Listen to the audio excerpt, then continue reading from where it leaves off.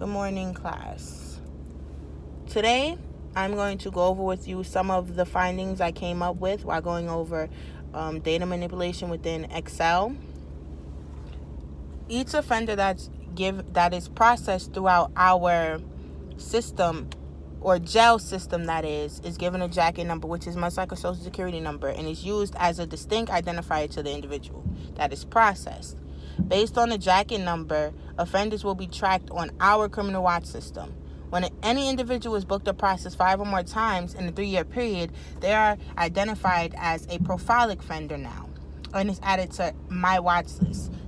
In this case, the watch list I was given the task to oversee brought upon me light on a lot of issues that we have within our community and a lot of recommendations that I have to give. For one, some of the most frequent and intriguing information that I came upon is that burglary and all other offenses, robbery, are some of the highest crimes that the and most frequent crimes actually that the prophylactic offenders go through, meaning that they are obviously comfortable with this in specific communities as well. When given the task, which I was giving a few, one of the tasks I was giving was to see the types of crimes and categories the prophylactic offenders are most being processed for, and it came to conclusion that it was 3 of them were robbery, all other offenses, and larceny, which are 3 of the most within our community. And like one of my previous tasks, once again, this issue has come up, meaning that is a problem within our community, within the justice system. Something is not being done. Something is missing that is preventing us from catching these frequent flyers, because now it's becoming some type of comfortability level within the offenders and the criminal justice system, the people that we work for, the people the job that we come to do every day. They're becoming comfortable with pulling a fast one, so to say, on us, and much can be done about this.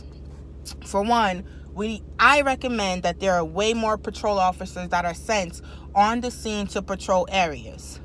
It is obviously an issue, and patrol officers are there to not only serve and protect, but also to be aware, to watch. We don't have to have watch neighborhood teams when we have patrol officers that get paid to do this, to watch and to observe. It's supposed to be used as a deterrent. To have patrol officers walking on bikes are used as a deterrent, or it's supposed to be used as a deterrent toward offenders, and these prophylactic offenders at that. And for some prolific offenders at that. And for some reason, this is not happening, some type of disconnect. So more patrol officers on the street, I definitely recommend.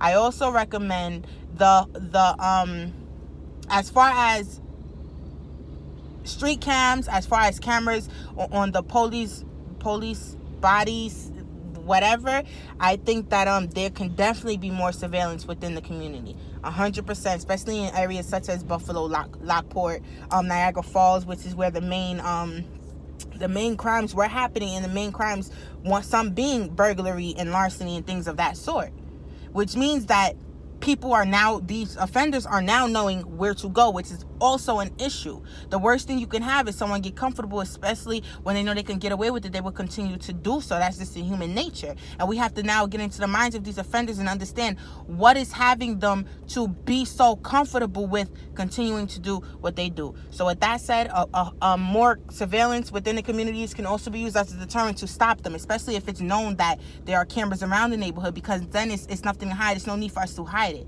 It's better that we get in front of the issue and to the best of our ability, and let it be known that we do have cameras. You are being watched. And that's another one of my recommendations. I also think that a bunch of, since we know who these offenders are, a bunch of back I want to say a rapport. We should really, is what we should do. We should build a rapport on most of these prolific offenders.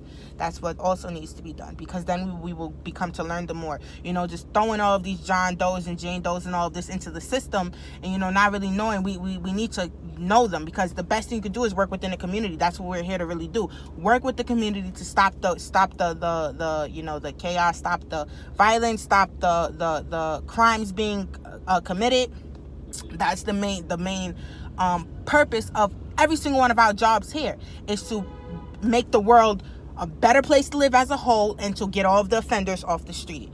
And for some reason, this is not happening, because it is so many prolific offenders, so many, an abundant amount, and it should not be as high, especially with the same reoccurring people. So another issue, I think that we should definitely get to learn these offenders, instead of just throwing them into the jail system, and not really knowing them.